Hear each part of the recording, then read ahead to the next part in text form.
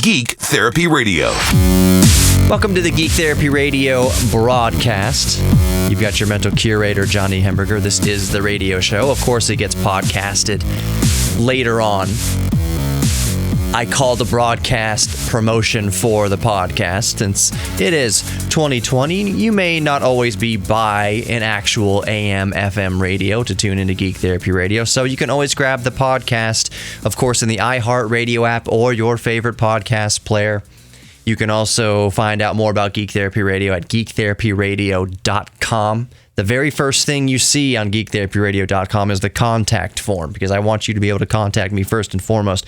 Before any merch page, before any links to past episodes, I want you to have a way to contact me directly. So geektherapyradio.com, and of course all the social media. Just search for Geek Therapy Radio. Look for the red, white, and black color scheme. So that's Geek Therapy Radio on Facebook, Instagram, and YouTube. It's a really good way to stay in touch with me there also. If you have a really cool car, or like a vintage computer, or you're an artist, or you're a carpenter, or you have some sort of work that you do with your hands, something that you're a big time geek about, maybe you just rebuilt or just added headers to your classic 69 Camaro. Maybe you just put the finishing touches on some cabinetry you built that you're very proud of. Maybe you just knit the best sweater you've ever knit in your life. And of course, I'm not talking about Houston, but anybody else out there in the world who has a need for sweaters. I mean, we need a sweater in Houston maybe once or twice out of the year, one or 2 days out of the year. But whatever you're a geek about, whatever you're proud of, maybe you programmed something really cool, wrote a really cool piece of software, collected a really cool vintage video game. Maybe you finally were able to find Star Fox at a reasonable price for your Super Nintendo. Maybe you were able to find Super Mario Bros. 3 in storage at Grandma's house. Oh, this is where I left Super Mario Bros. That one time I brought the NES to Grandma's house. I would love to see that kind of stuff. So you can send that stuff to me. Email geektherapy@iheartmedia.com, or just put a picture of it on Instagram or Twitter or something like that and at me. I would love to see that and share it with others. That's what Geek Therapy Radio is all about. Okay, so to kick the show off, I want to apologize for not the entire podcast, but for a misunderstanding with a podcast that I uploaded this week, in which I was discussing the explosion at the port of Beirut and political bickering in the United States. I was wondering about that podcast. Should I even upload this? I think people might misunderstand what I'm getting at here. So I wound up just uploading the podcast and letting it sit and just kind of seeing how people digested it, if you know how they would take it. So there was some misunderstanding with it, and just know that I have nothing but compassion in my heart for anybody suffering. If you've been listening to Geek Therapy Radio long enough, you know that much about me. I don't even want to mention. I used to say, one of the main tenets of the show is that Geek Therapy Radio is an oasis in a desert of politics. That I know that my show exists on a radio station and in an atmosphere right now, especially in the United States, where it's all politics. Everything surrounding Geek Therapy Radio on either side, most of the week, is politics. No, Black Coffee Radio is not really politics. No, Outlaw Dave is not really politics, but you get what I'm saying. If you're listening to this broadcast on this radio station, you know that most of it is political, and it's at each other's necks and throats politically. I just need to remind myself, and me uploading that podcast the other day was just to remind myself, I don't even want to comment on political bickering. Regardless of politics, the only time I'll bring up politics on Geek Therapy Radio is specific instances where something really affects us geeks or portions of our geekdom. For instance, if I ever feel that this proposed Green New Deal is going to infringe unjustly on classic car owners, maybe the Iron Fist is going to be so heavy-handed that it would restrict emissions from cars, from 1965, 1955 earlier, without, that were still carbureted, without the catalytic converters, that somehow these cars that are only driven maybe a handful of miles each year would somehow be subject to very strict laws restricting access to gasoline or something like that, or maybe outlawing old engines altogether from ever turning on. I don't think it's ever going to get that way. The point I'm making here is just that if it ever does get that way, or if it ever feels like it's going to get that way, that's the only time I would ever bring politics into the mix of Geek Therapy Radio. If there was something that the government was doing to infringe on our right to be a geek about whatever particular field, it would be like an artist. Oh, if they're banning oils or petroleum products in the art industry, so you can't get your favorite paint anymore because they've outlawed the oil within the paint. Or also, for instance, when the FAA, and to some degree the FCC, starts meddling in unmanned aircrafts, RC aircrafts, radio-controlled aircraft, requiring that any aircraft over 1/4 pound or 1/2 pound or whatever it changes to from week to week, whatever new rules and regulations, if that impedes on an RC enthusiast's right to fly. So if they impose a weight rule or a GPS requirement that all aircraft over 1/2 pound need to have a GPS transmitter tied to a cellular network at all times so the FAA can track your 50-year-old model airplane that you built with your grandfather as it flies, or else it's illegal to fly it without being constantly connected to the cellular grid and with the GPS transponder. That's a little bit infringing, and that's the only time I would ever bring up politics, is when it directly competes with geekdom.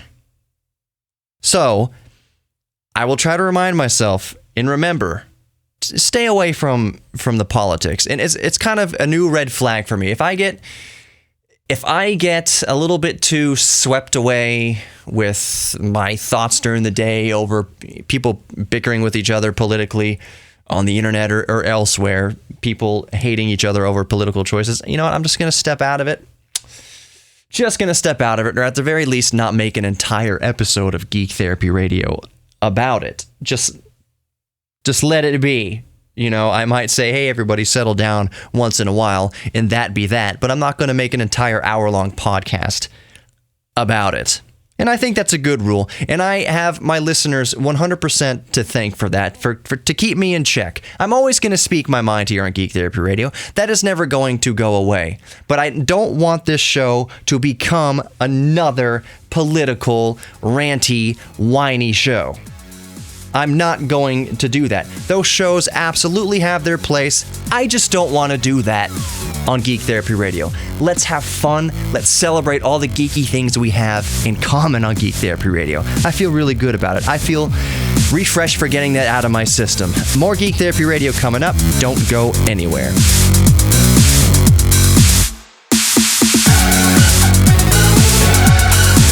Welcome back to Geek Therapy Radio. You've got your mental curator, Johnny Hamburger, here. GeekTherapyRadio.com for contact and more information. I guess in this segment, I just want to get the listener up to speed on my current projects. And by doing this, I'm hoping that anybody out there would chime in. If you have experience in these areas, to let me know, or even just commiserate. Yeah, I used to have this 1970 thing that I could not get the car just right. I cleaned it 100 times and I could not get it just... Anything like that, feel free to contact me. GeekTherapyRadio.com. So, all right, here's what I've got going on.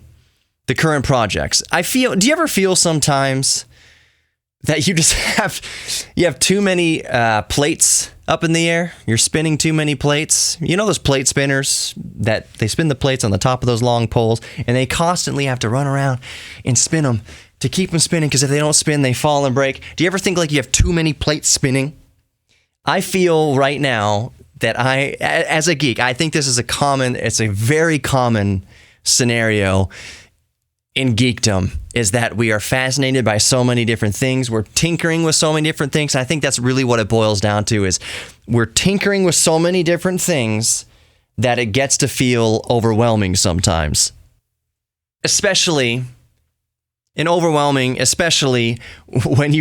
half of those projects aren't working. I know we like to work on things. We like to fix things. There is incredible satisfaction in repairing an old computer or fixing your car or fixing a stuck door in your house, installing a new sink. There's a tremendous amount of satisfaction in doing something with your hands and fixing something and having it work. But there are periods that we go through, and I know you can relate to this. All geeks can relate to this. And we're all geeks about something. So there's something in your life, sometimes, or multiple things that just don't work. My car, my daily driver is still sitting in my driveway. I believe I've deduced the problem down to the ECM/ECU. It's the computer of the car. I finally pulled it out of the car. To bring you up to speed, it's a 2010 Audi S5 6-speed manual transmission, and that's apparently a very specific and kind of nightmare setup as far as computers are concerned for Audis. The manual transmission computer for the 2010 Audi S5 is substantially more expensive than the automatic transmission, and I can only wager that's because the manual transmission is far more rare than the automatic transmission. Matter of fact, that 10-year-old, decade-old 2010 Audi S5 with the manual transmission is far more rare, at least in the United States, than my 1983 DeLorean. You wouldn't know it. If you saw the driveway and you saw the DeLorean in the garage, in this 10-year-old Audi in the driveway, and you would have to understand that Audi and that current setup, that's the car that's far more rare than even the DeLorean. On a side note, buying parts for the Audi, buying parts for Volkswagen for that matter, is so much more expensive than buying parts for a DeLorean. There's this common misconception and this worry that, it's an old DeLorean, the super rare parts are going to be extremely expensive. They are not. They are very, very reasonably priced parts. DeLorean.com. That's where I go to get all my DeLorean parts. A lot of it's new old stock from the 80s. They had enough inventory left over when the company went under to build over 10,000 more cars. If not, some estimates were up to 30,000 more cars. They only produced about 9,000 DeLoreans. They had enough parts left over in some estimates to build 30,000 more cars. So for most parts of most cars, there are 3 times as many. So like engines, if there's 10,000 more, there's like at least 2 engines for every one DeLorean, if you catch my drift. There's the engine in my car right now, and then if they have 10,000 more engines to have built 10,000 more cars in the 80s, my clone engine is floating around somewhere out there. And it's available. So there's parts for the DeLorean, and they're reasonably priced. For the Audi, that is not the case. There are more parts for the Audi, of course, but they are so, for the most part, expensive, and it doesn't make any sense. One time I had a 2004, 2005 Jetta TDI, the diesel Jetta, and I love that car. Just out of curiosity, I looked up the passenger air vent, the right front passenger air vent, because it had broken, and normally that wouldn't really bother me, just the gills, the slats, one of them was a little broken. So I looked up on the internet, right front passenger side air vent. It was like $400 for that 2004, let's just say, Jetta TDI. And I said, now I'm really curious, what is the right front passenger air vent in my 2010 Audi S5? It was like $200. Why? Why is that older Jetta air vent more expensive than an Audi? You would think Audi is the luxury brand. You would think every part in the car would be more expensive than its counterpart on its Volkswagen counterpart. Right front air vent, yes, they're shaped differently and molded differently. Maybe for some reason there's less 2004 Volkswagen Jetta air vents than there are 2010 Audi S5 air vents, and they're using those air vents in other cars. That air vent is working in the A4 or the S5 or the Q5 or the A6 or whatever. They use, auto manufacturers use parts across many different models of their own vehicles. I could vent about that for several minutes, which you just heard me vent about. The point is, the 2010 Audi S5 is still sitting in my driveway where it sat for a month as I went through the cheaper options to see why it wouldn't work. No crank, no start, no spark. It's a manual transmission. You can push it up to 25 miles an hour with my wife's Jetta. I can have the ignition in the on position and do the old-fashioned thing that some people listening might not remember or know about. Put the car in second gear, let the clutch out. It should fire up the engine just like that. Well, that's not happening with the 2010 Audi S5 right now. No crank, no start, no spark. Long story short, I have traced it to an ECM issue. I cannot pull codes from the ECM, no communication with the ECM. I have tested every relay. I have swapped relays. I have put my voltage tester across all the relays. I have jumped relays. Everything's beautiful and perfect. Every fuse in the car, every single fuse and every single relay and every single wire I can find looks immaculate and brand new. So there is power going to the ECM, but the ECM is obviously not working. It's not powering on.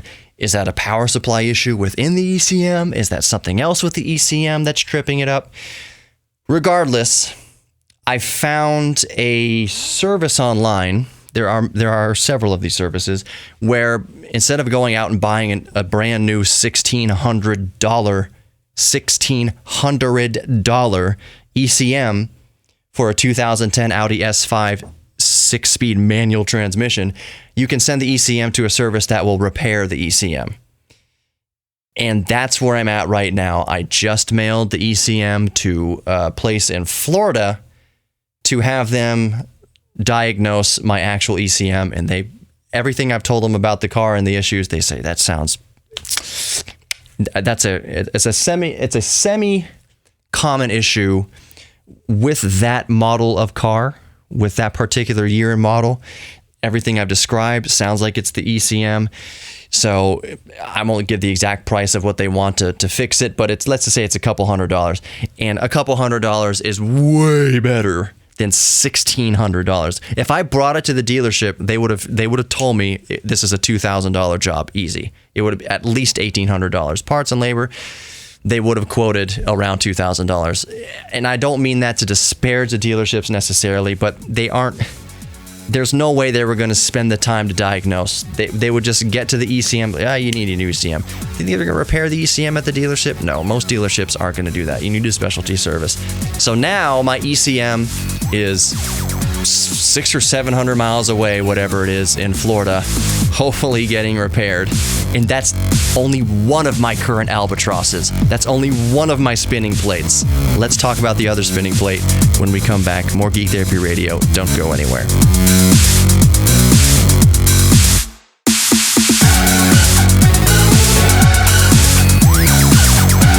Welcome back to Geek Therapy Radio. Detrimental Curator, Johnny Hamburger. I only want to touch on the other plate that's currently spinning, the other ongoing project, because I found something else that I would like to talk about as well. So, that other project that's currently in pieces, in various pieces around the Geek Cave, is of course that 286 Compact. Still just waiting on a bunch of parts to get here from eBay. The compact flash to IDE converter, some power adapters, some IDE cable extensions, a working PS2 keyboard in the correct English language, because the one I have right now, I think, is in Italian. The keys. Maybe somebody can explain this. I mean, I haven't looked. I can look it up on Google right now as I record, but my keyboard, one of the features about it is that the spacebar is divided. The right part of the spacebar is in two keys, where there is one big long spacebar on a traditional English keyboard. This keyboard, the spacebar is like cut in half into two, and the left part of the spacebar is backspace, and the right side of the spacebar is just spacebar. It's a space. Are there multiple languages of keyboards that do that? Is that just a one-off function of this compact PS2 keyboard from God knows what year? Because there are a lot of funky keyboards out there. So just the fact that the spacebar is split into two pieces, that might not be such a rare thing, and that might not be just a compact thing. It might not be a thing just for the language that this computer or that this keyboard is printed. If it's a Portuguese keyboard or something like that, I don't know. Do Portuguese keyboards have split space bars? Is that a normal thing? I don't know. Maybe somebody out there can shed some light on it and tweet at me or send me an email, geektherapy@iheartmedia.com, or just go to geektherapyradio.com or get at me on Twitter. Just Geek Therapy Radio on Twitter. Let me know, is that keyboard split space bar? One of them is backspace, one of them is space bar. Normal space. I don't know. It's boggling my brain right now. Regardless, my Compact 286E, the parts I need are coming. The real-time clock / CMOS battery, the Dallas chip, the Dallas DS 1287 compatible chip that I need. I think the biggest hurdle that I face right now with that Compact 286 is that I'm struggling for the life of me. And I just downloaded something. It's in my Dropbox. Maybe this will help. But on certain old computers, you can't just keep tapping F2 or delete or F10 or whatever function button to get into the BIOS. At least for this 286 compact computer, and I know other computers, it doesn't have a BIOS like that, so to speak. You need to have the diagnostics disk or the setup disk for the computer. I do not have that for the Compact 286E. If you know where I can find that for the Compact 286E, I would love to know. I think I've downloaded an image that might work. I downloaded it last night just looking at my iPad, and I saved it right into the Dropbox. Then I can go up to my computer upstairs and hook up my USB to floppy drive adapter, or fire up my Windows XP machine that has a floppy drive. And it's not, you don't burn the image to a floppy disk, but I can put the files from that image onto the floppy disk and see if that's it. Reason being, I don't think it's just that my spinning drive, my hard drive, it's a 40 megabyte with an M, 40 megabyte hard drive in that 286. I don't think it's just that the hard drive is old. I think it's also a fact that it's not seeing it on the IDE ribbon cable. I've tried different ribbon cables. I have multiple IDE cables. I think it's the fact that I haven't set something up for it correctly in the BIOS. I know there's different types of hard drives. I think because that CMOS real-time clock is bad, it hasn't been able to save the type of hard drive that it is into its BIOS, so to speak. So I need that CMOS battery, and I need the diagnostics floppy disk to get in there and see. Here's what I have been able to determine. I copied the files. I printed a floppy disk of David Murray's Planet X3. And I also put Lode Runner from 1983. I think Lode Runner came out. A couple of small games. So David Murray's Planet X3 and then Lode Runner onto a standard 3.5-inch floppy disk. And I booted the 286 with a DOS boot disk so I could get to the DOS prompt. And then I swapped the disks out, put Planet X3 in there, and ran, I think it's px3.exe. It launches into the game perfectly. The speaker on the computer works fine. The game runs beautifully. I've got it's got VGA graphics on the 286. It's kind of baller status for 286. It's the equivalent cost today of over $8,000. So it's a pretty baller status 286. And games run brilliantly. Planet X3 runs and looks gorgeous. Lode Runner is there in all of its, I think it's EGA or CGA. 1983 286. It came out before 286. 1983 is before 286 processors, but it's IBM compatible game, very basic game. So running software off of the floppy disk works perfectly, works fine. It's actually quite rewarding and quite refreshing, and I love putting in the floppy disk. And I think I do need to clean the B drive, the 5.25-inch drive.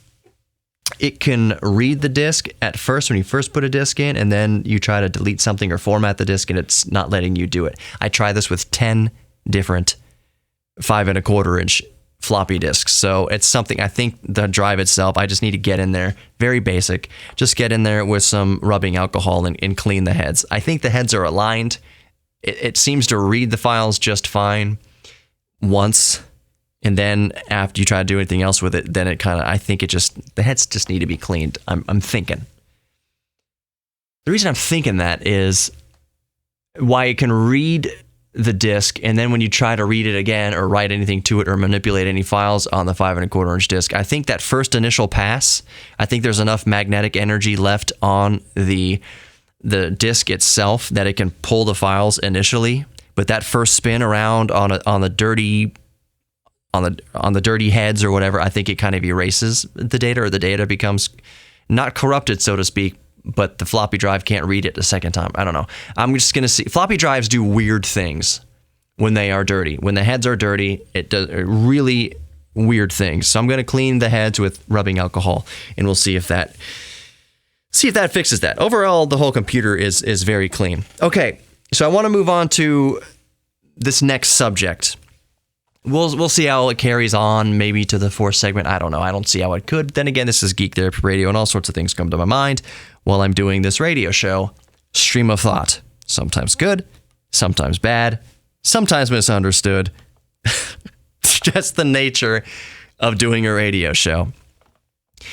Are any of you out there familiar with the game Untitled Goose Game?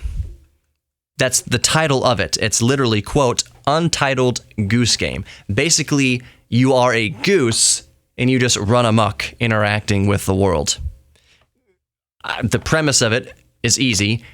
If you've ever met a goose out by the pond, geese can be very aggressive, and they can be buttholes. I'll just say it. Geese are buttholes. They are very aggressive, and they can be buttholes. So this is a game where you're basically a butthole goose. You're just pecking people, and I guess you go on missions. I've never actually played it. I love watching streams of it. I love watching people play it. Just a goose running amok. Remember Goat Simulator? Goat Simulator is another fun one, but I think Goose Simulator looks way better. It doesn't matter about the game or the gameplay. What I'm getting at here is its creators want to release and are going to release a physical version of it for the PlayStation 4, which isn't any surprise. Games still come on Blu-ray discs for the PlayStation 4. Even in the age of digital downloads and Steam games and gaming in the cloud, there are still physical disc offerings, which are great. Which is still great that we have that option for a lot of games here, even in 2020. When everything is streamed and downloaded, and you're basically renting the game every time you buy it. You don't actually own the game. When you own the physical copy, you own the game. You own the physical copy of the game. You spend $60 or $30, whatever it is on the game, you own that physical copy of it. Well, the creators of Untitled Goose Game, this is definitely going to spill into the fourth segment, are releasing it in a eco-friendly, biodegradable paper/wood jewel case. When's the last time you've experienced a jewel case, either with video games or with actual compact discs, CDs? The plastic jewel case, plastic and paper jewel cases that we've had for decades, basically. Well, Untitled Goose Game is going to come out in eco-friendly packaging, and I want to dive into that. I want to talk about that because on the surface, it doesn't seem like it's, oh, good, recycled paper. That's fine, whatever, do what you want. Well, there's two sides to this coin, and I want to explore something. I want to explore the other side of the coin coming back to this. You're listening to Geek Therapy Radio. Don't go anywhere.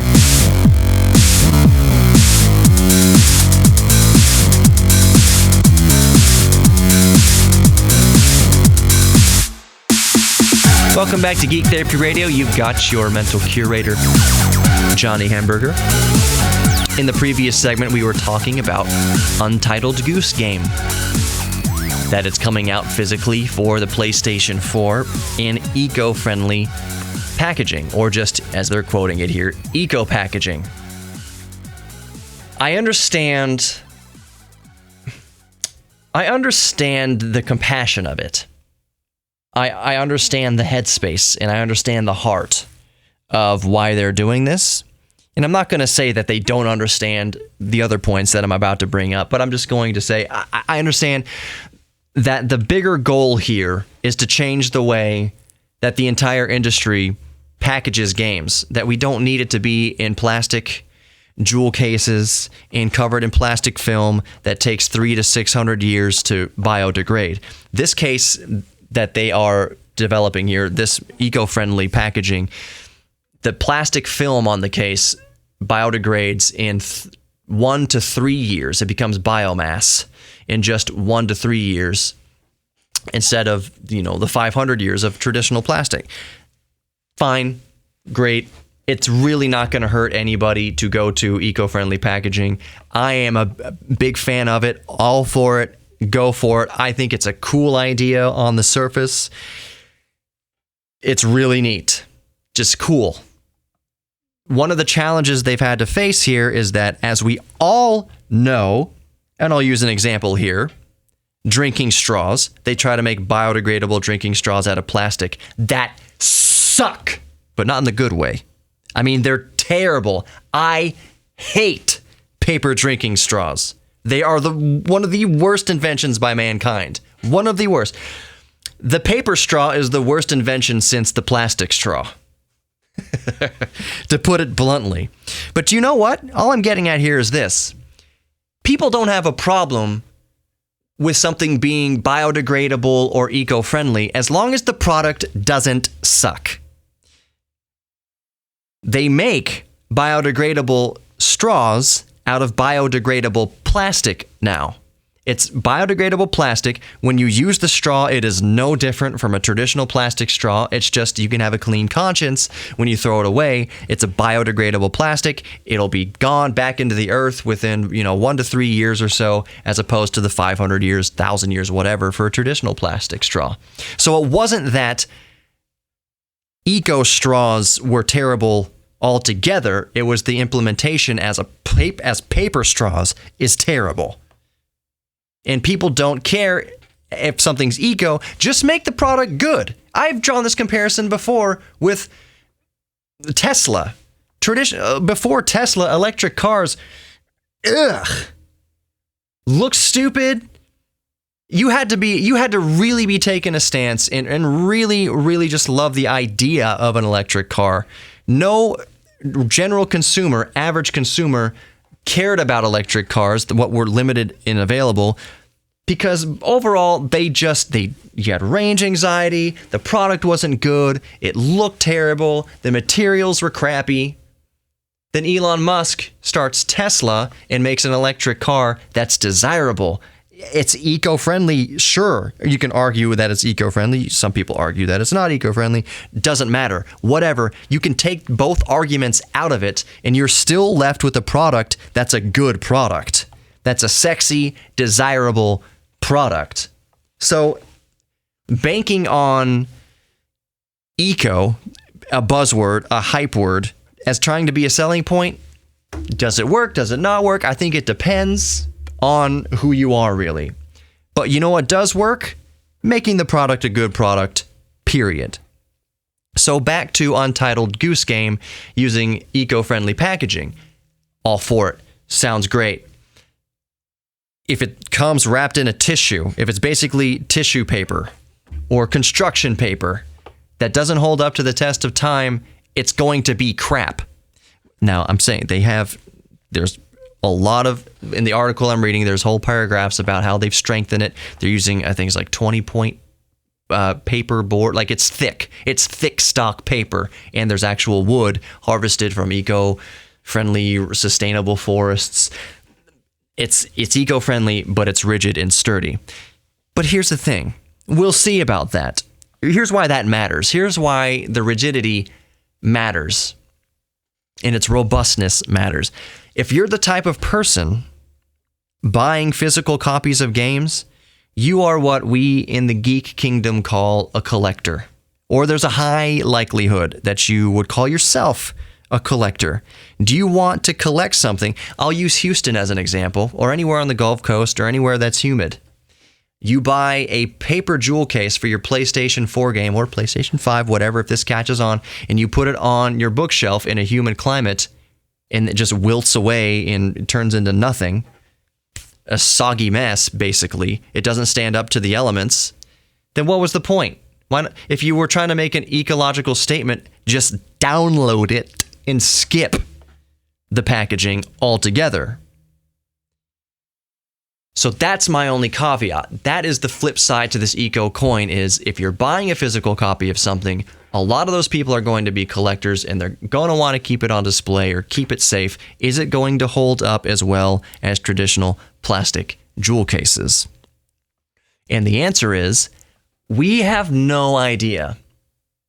And again, keep your mind open and broad on this subject. We are not just specifically talking about this one Untitled Goose Game. Not this specific game. We're talking about if this becomes an industry trend. And if it goes beyond the gaming industry, if it goes into other products and packaging where the collectible. So like action figures. A lot of people collect action figures. They'll go to a comic book store, go to the toy store, go wherever, and collect physical action figures, and they keep it in the packaging. That's a tale as old as time among geeks, is that we keep packaging. I like to keep packaging for some things, not all things, some things. And come to think of it, a lot of the packaging is already paper or cardboard, but I go to not extreme lengths, but I make sure that that cardboard packaging is in climate controlled area. And I do have a lot of cardboard. Isn't it fun to think these things out and see where the train of thought goes? I do have a lot of cardboard packaging that has held up well over the past few years. That said, I've got a lot of cardboard packaging and paper packaging that have not held up at all in this humid Houston climate over the past 10 years. Is Untitled Goose Game enough of a collectible that someone's going to want to keep that jewel case around for decades? But that's the thing about collecting. You really don't have to put a specific date. I would love to keep this for exactly 35 years and hand it off to my kids. That's part of what it's about, but that's not really why you initially collect. There's no timestamp. There's no expiration date on your collection. And when you go to biodegradable packaging, that in their very advertising, in the touting that it biodegrades in 1 to 3 years, that's kind of a red flag for collectors. I guess that's the difference between the cardboard packaging I was discussing earlier, that I do have cardboard boxes that I've gotten a decade ago that still hold up fine, that have been in a climate-controlled closet in the house for the past decade that have held up fine. But that's not really hardcore on the biodegradable aspect. Yes, there's recycle symbols underneath it. How recyclable is it compared to purposefully dedicated, crafted, eco-friendly, biodegradable packages? When I bought my laptop, like when I bought a laptop 10 years ago and I saved the cardboard box it came in, nowhere in the box did it say, this will decompose in 1 to 3 years in big, hyped up letters. And it hasn't decomposed in 1 to 3 years. Untitled Goose Game is going to bring packaging to the market that specifically touts, this will biodegrade in 1 to 3 years. That's not good if I want to keep it on my shelf. And that's a different thing. It's not in a compost heap. You get what I'm saying. You can build it rigid for day 1. Is it going to be rigid day 3000? That's my concern. Thank you for listening to Geek Therapy Radio. If you missed any of the show, you can grab the podcast in the iHeartRadio app, Geek Therapy Radio. Just look for the red, white, and black color scheme in any of your favorite podcast apps, and that's Geek Therapy Radio. You are worthy of love, you are worthy of giving love, receiving love, and you're worthy of your own self-respect. I will see you next time. Be safe. Take care.